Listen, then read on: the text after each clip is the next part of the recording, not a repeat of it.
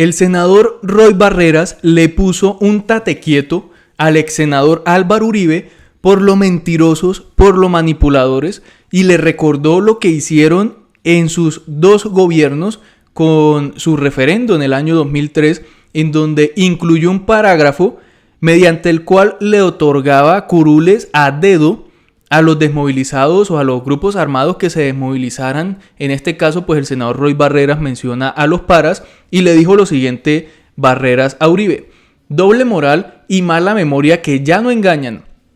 Aquí les mando el texto original con el que el entonces presidente Uribe en 2003 ofrecía curules a dedo a los paras sin importar los delitos que hubieran cometido y sin haber dejado las armas. Compárenlo con su trino de hoy. ¿Y qué fue lo que dijo el ex senador Uribe? Pues lo siguiente: un ciudadano condenado por el robo de un celular no puede ir al Congreso, aseguró Uribe. Que los secuestradores de niños salgan del Congreso, la lucha sigue. Él dice que está luchando por este tipo de cosas para que esta gente no esté en el Congreso, ni siquiera alguien condenado por el robo de un celular.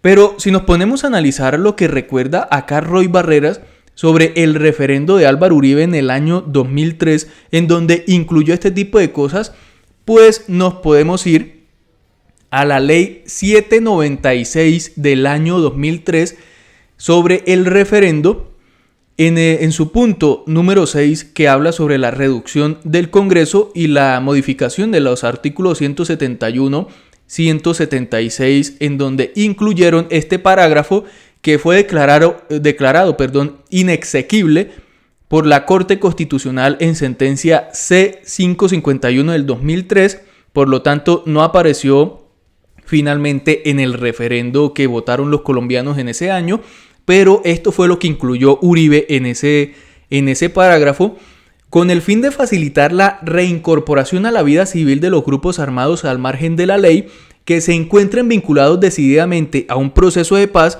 bajo la dirección del gobierno. Este podrá establecer por una sola vez circunscripciones especiales de paz para las elecciones a corporaciones públicas que se realicen antes del 7 de agosto del año 2006, o nombrar directamente por una sola vez un número plural de congresistas, diputados y concejales.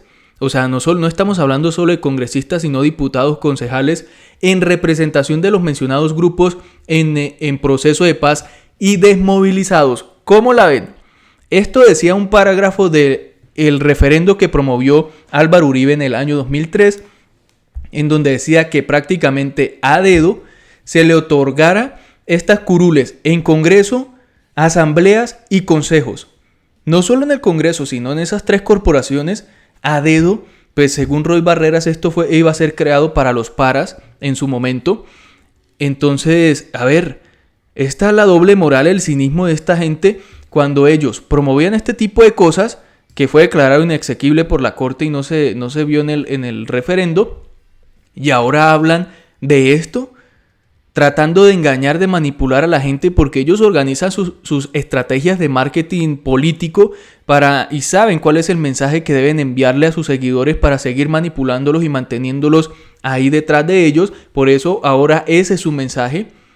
Y ahora dicen este tipo de cosas, y esto también lo van a promover en el referendo que está promoviendo hoy en día el ex senador Álvaro Uribe, de que supuestamente todo este tipo de personas no puedan ir al Congreso si se robó un celular, por lo menos. Es decir, cualquier persona que haya sido condenado por un delito no puede ir al Congreso, según Uribe. Pero si vamos a ver esto, pues el precio es a otro cuento. El Tiempo también en su momento, esto es un artículo del 2002, publicó este parágrafo, lo informó sobre esto, el parágrafo de las curules para grupos armados. Pero si vamos a ver el referendo, que está, la información está en Wikipedia.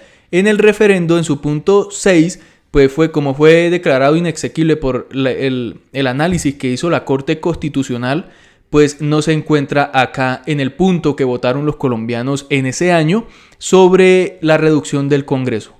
Entonces, sí lo promovió Uribe, pero finalmente, gracias a la misma Corte Constitucional, este parágrafo no se incluyó en el referendo.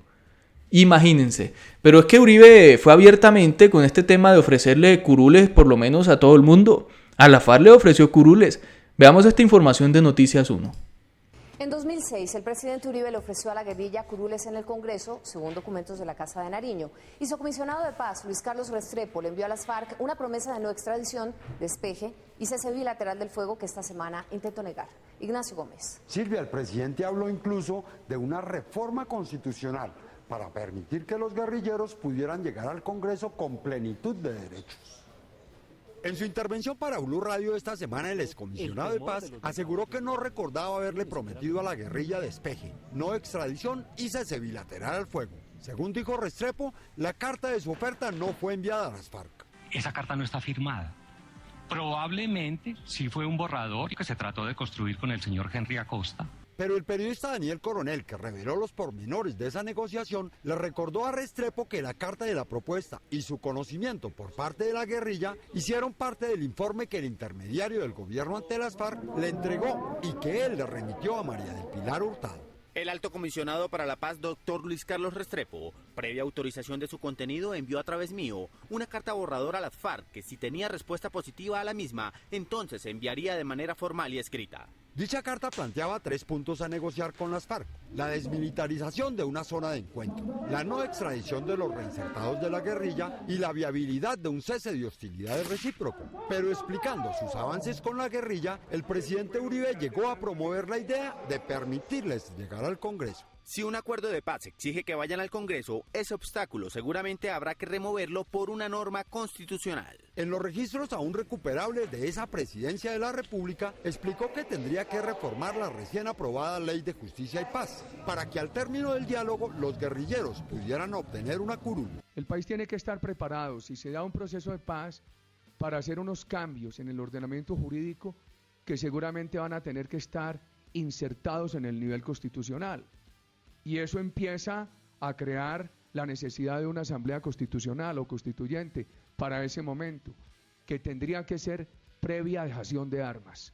El expresidente y su grupo consideran que las actuales negociaciones, en las que no se incluyen zona desmilitarizada, acuerdo de extradición ni cese al fuego, son una capitulación.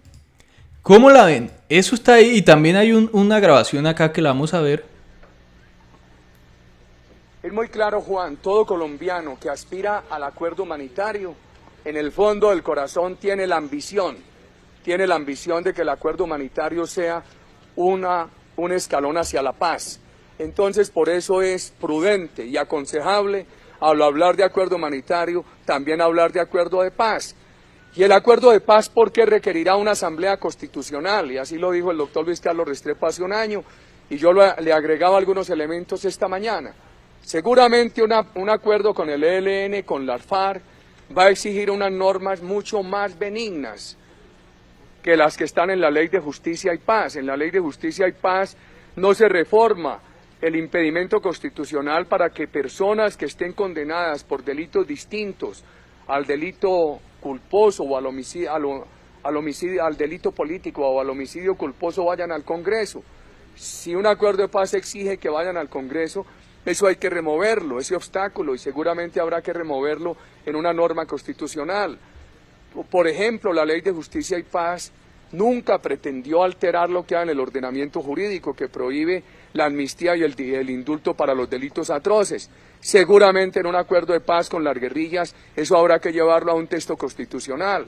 Y seguramente, y hay que anticipárselo al país, los paramilitares pedirían que se les extienda por principio de favorabilidad el beneficio que conceda esa norma constitucional.